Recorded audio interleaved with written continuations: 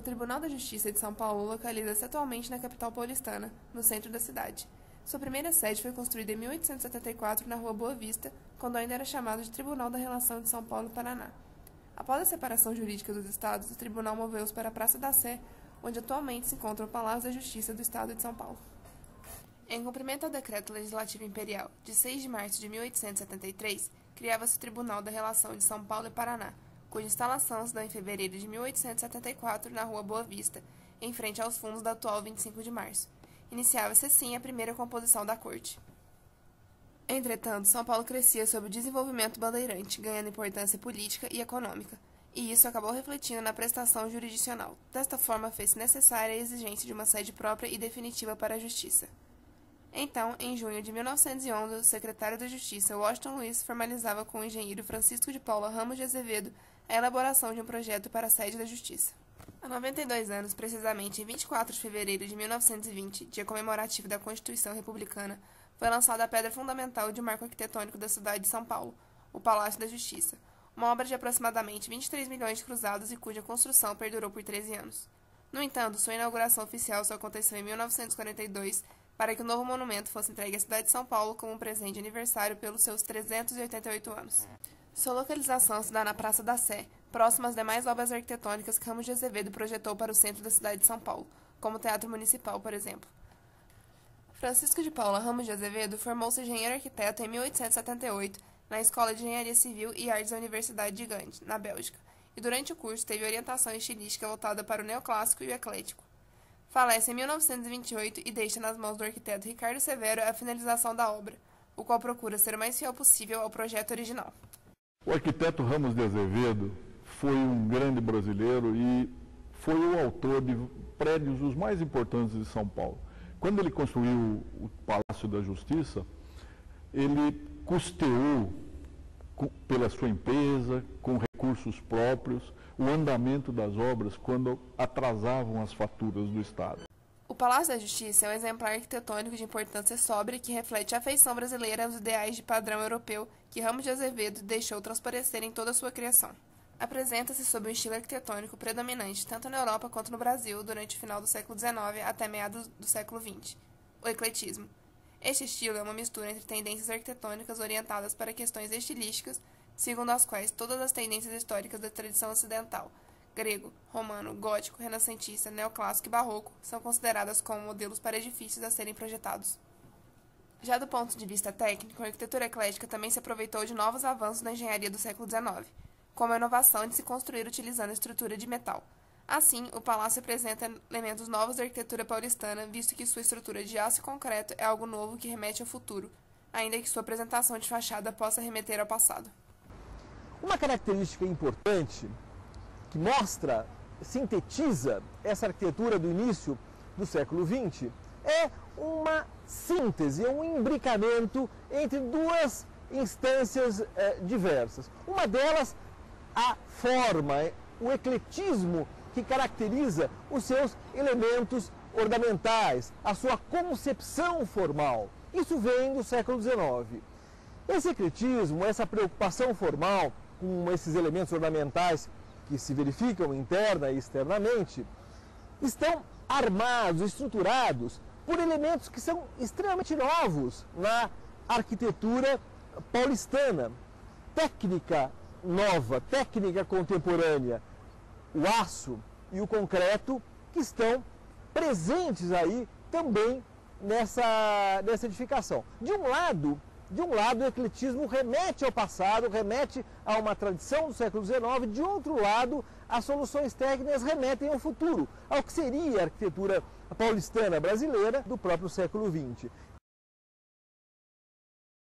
A edificação do Tribunal de São Paulo é inspirada na construção pertencente ao Palácio da Justiça de Roma, o qual foi finalizado em 1910 e possui em sua composição elementos do Renascimento, do Neoclássico e do Barroco. Assim como no projeto de Roma, no Palácio da Justiça de São Paulo é perceptível a presença de elementos formais que remetem aos estilos antigos. Na fachada podem ser observadas referências ao clássico, por exemplo, enquanto no interior estão presentes pinturas que podem ser comparadas às do estilo renascentista e ornamentos que se assemelham aos do barroco. Desta forma, apresenta acabamentos luxuosos e possui uma profusão de elementos decorativos, tanto interna quanto externamente, sendo que no interior destacam-se os painéis pintados, murais e vitrais que aparecem em praticamente todo o edifício. Além disso, assim como no edifício romano, o projeto brasileiro apresenta uma grande quantidade de revestimentos em mármore. O interior do palácio possui uma divisão de salas para cada função, como a sala dos retratos, o tribunal do júri, entre outras. Por todo o edifício há vitrais com pinturas que representam o judiciário. A deusa, símbolo do direito, balança, representação de igualdade, a águia, que representa a astúcia requerida na profissão, os leões, expressão e força da justiça, e a vara, símbolo da autoridade do magistrado. Na sala dos retratos localizam-se fotos de todos os ex-presidentes do Tribunal da Justiça, desde sua instalação. Antigamente, nessa sala eram realizados exames orais do Ministério Público, concursos para o ingresso da magistratura. Hoje em dia, a sala é utilizada para sessões das câmeras de julgamento.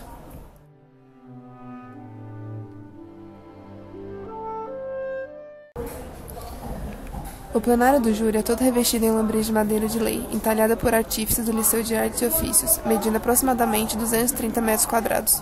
O teto, com motivos renascentistas e repleto de ornamentos, possui uma claraboia com um vitral ilustre de bronze e alabastro, com aproximadamente meia tonelada cada. Ainda possui um crucifixo em tamanho natural, que foi entronizado em 1933, na primeira sessão do júri. Em 1988, o Salão do Tribunal do Júri foi desativado e atualmente é utilizado para eventos especiais da magistratura.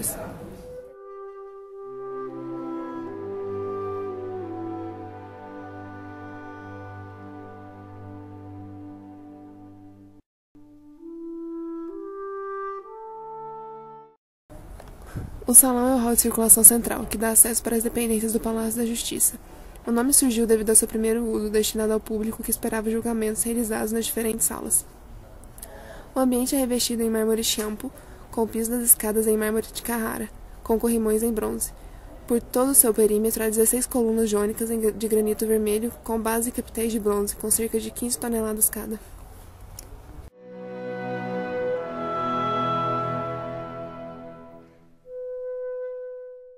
Chamada também de Sala Ministro Manuel da Costa Mãos, em homenagem ao ex-presidente do tribunal. O salão possui mais de 300 metros quadrados decorados com motivos gregos que simbolizam as virtudes da justiça. As pinturas foram confeccionadas por artesãos italianos. O salão nobre é utilizado para reuniões do Conselho Magistratural, eleições do Tribunal da Justiça, sessões do órgão especial, etc. Com o objetivo de preservar os elementos materiais relacionados com a vida e tradição do Tribunal da Justiça, foi criada em 1973 uma lei que instituiu uma comissão permanente que colete os elementos da natureza histórica do Museu do Tribunal da Justiça. Inaugurado em 1995, no segundo andar do Palácio, o museu conta com uma sala de exposição permanente que mostra parte de sua história, com o objetivo de passá-la durante as futuras gerações e preservar a memória do Judiciário paulista.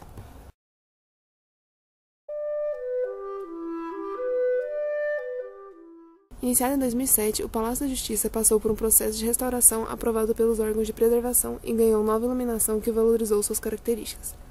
A restauração foi feita na fachada externa com uma área de aproximadamente 8.200 metros quadrados e na cobertura de cobre do Salão do Júri. A fachada passou por um processo de limpeza e uma posterior análise das patologias existentes. Chegou-se à conclusão de que havia setores e partes de topo do edifício em sério risco de desabamento, além de inúmeras lesões nos revestimentos e elementos artísticos agregados. Algumas das grandes peças de argamassa armada da fachada foram substituídas por outras feitas a partir de moldes em silicone das peças em bom estado. Foi feita a vedação, a infiltração, deconstrução da oxidação e tratamento protetivo. A iluminação da fachada foi feita com luzes camufladas na fachada, de modo a não alterar o seu aspecto diurno. As luzes foram postas valorizando os detalhes arquitetônicos, como janelas e colunas.